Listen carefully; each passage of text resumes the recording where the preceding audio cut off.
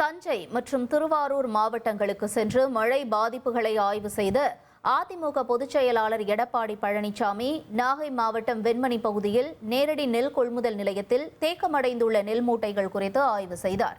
இதுகுறித்த கூடுதல் தகவல்களை செய்தியாளர் ஸ்ரீதர் வழங்கிட கேட்கலாம். ஸ்ரீதர், வணக்கம். முன்னாள் முதல்வர் எடப்பாடி பழனிசாமி அவர்கள்கிட்ட என்னென்ன கோரிக்கைகளை வச்சிருக்காங்க? விவசாயிகள் நிலவரம் என்ன? தமிழகத்தில் வடகிழக்கு பருவமழை பரவலாக பெய்து வருவதால் இந்த காவிரி மாவட்ட விவசாயிகள் பெரிதும் பாதிக்கப்பட்டிருக்காங்க. குறிப்பா நாகை உள்ளிட்ட டெல்டா மாவட்டங்கள்ல அந்த மழையால் நேரடி நெல் விதைப்பு செய்த சம்பா பயிர்கள் வயலில் மூழ்கியும் அறுவடைக்கு தயாராக இருக்கிற அந்த குறுவை நெற்பயிர்கள் வயல்ல சாய்ந்து முளைக்க தொடங்கி இருக்கு. இதனிடையே தான் இன்று பயிர் பாதிப்பு குறித்து டெல்டா மாவட்டங்கள்ல தமிழக எதிர்க்கட்சி தலைவர் எடப்பாடி பழனிசாமி ஆய்வு மேற்கொண்டு வருகிறார்.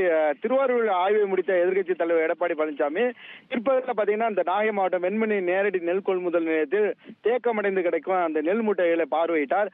அப்போது இவருக்காக அங்கு காத்திருந்த விவசாயிகளும் பொதுமக்களும் தொடர் மழையால அந்த நெல்மணிகள் முளைத்ததையும் பயிர்கள் அழுகியதையும் காண்பித்து வேதனையை வெளிப்படுத்தியிருக்காங்க.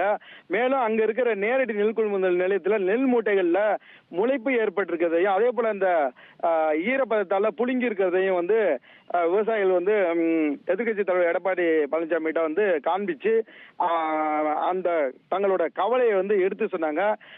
மேலும் இந்த மூட்டைகள்லாம் இங்க தேங்கி கிடைக்கிறதுனாலதான் இந்த முளைப்பு திறன் ஏற்பட்டு இருக்குன்னு விவசாயிகள் எடப்பாடி பழனிசாமியிடம் குற்றச்சாட்டை முன்வைத்தனர்.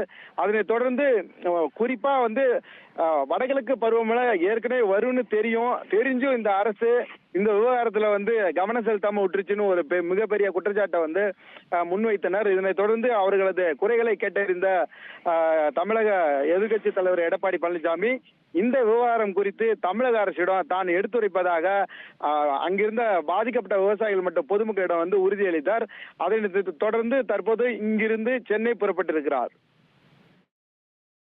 தகவல்களுக்கு நன்றி ஸ்ரீதர். உங்கள் தந்திவன் தொலைக்காட்சியில் கருடா தினமும் காலை 6 மணிக்கு காணத் தவறாதீர்கள்.